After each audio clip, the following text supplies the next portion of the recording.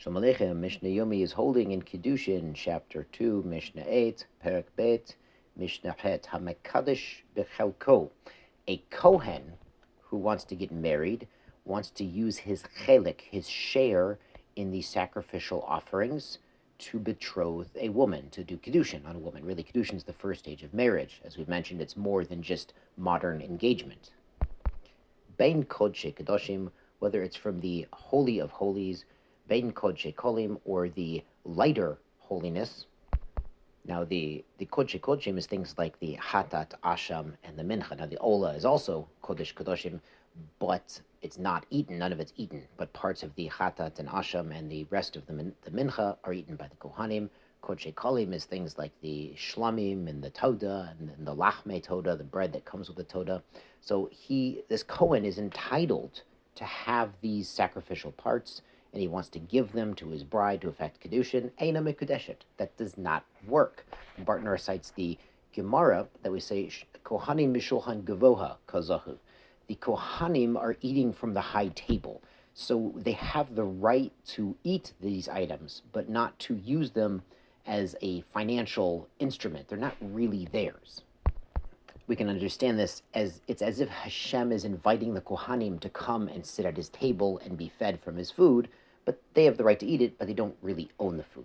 But maaser sheni, what about maaser sheni? Here we're dealing with any Jew who has land in Eretz Israel, separates maaser sheni, bein shogig, bein mazid, whether it's by mistake, he didn't realize it was maaser sheni, or he did. Lo kiddush, the Kiddushin is not effective with maaser sheni, divrei Rabbi Meir. Rabbi Meir holds the maaser sheni is similar to kodshim in that it really still belongs to Hashem, even though you have the right to eat it in Yerushalayim. Rabbi Yehuda Omer b'shogeg lo kiddush. If it was by mistake, they didn't know it was maaser sheni, that doesn't work. B'mezid, the husband and the bride, they both know it's maaser sheni. They know that she's going to have to take it to Yerushalayim to eat it. Kiddush, that is a valid Kiddushin. He holds the opposite, that maaser sheni is really yours, but it has a certain Kedusha.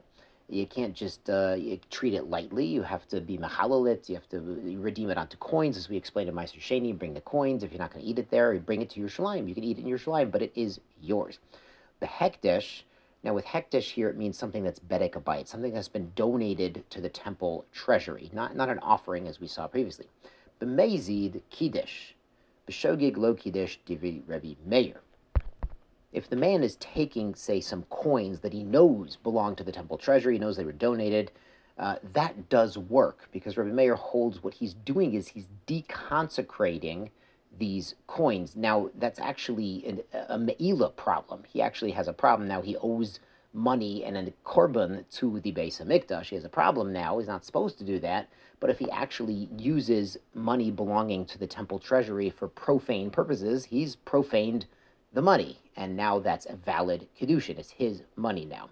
But if he's b'shogig, he didn't realize it was hekdesh. He wouldn't want to do it if he had realized lo kiddush. Rabbi Yehuda Omer the opposite. Rabbi Yehuda says b'shogig kiddush, b'mezid lo kiddush. Says if he didn't know it was hekdesh, then it works. But if he did know, that's not a valid Kiddushin. For the opposite reasons. As Rabbi Yehuda holds that using hekdesh on purpose does not deconsecrate it, it still retains the Kedusha and can't be used for a normal, everyday financial transaction. On to Mishnah Tet, which continues our theme. HaMekadesh be'orla. The man tries to effect Kiddushin through orla, fruit from the first 3 years of a tree's life, which is not allowed to be used. Kilaya kerem, with things that are kilayim, that is in a vineyard. So they planted other crops inside a vineyard. They're close together. They're intermingling. It's kilayim. It's aser behana. Cannot be used for anything. Bishor hanisko, the ox that was stoned to death. For example, an animal that kills a person, whether it's an ox, a chicken, any animal, if the court finds them guilty, their death is through skila, like a person.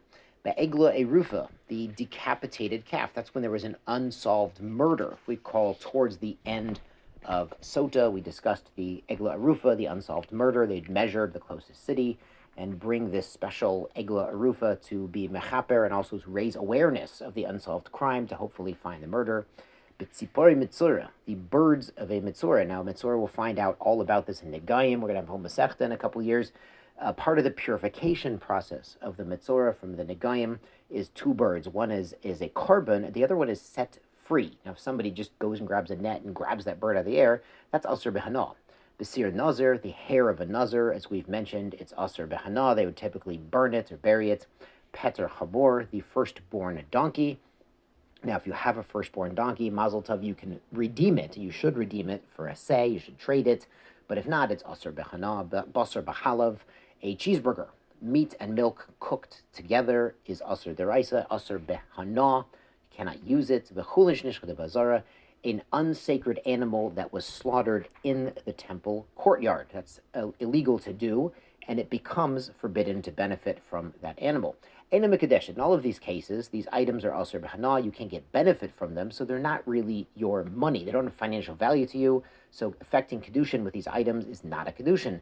Mecharan, what if he sold them? Now, you're not supposed to sell them, but yeah, he went ahead and sold them and got money, Kiddush b'dmeihem, and used that money for Kiddushin. Mikudeshet, that is a valid Kiddushin because the Isser Hana, the prevention, the prohibition from using these items, benefiting from them, does not transfer on to money they're sold to. There's actually two exceptions.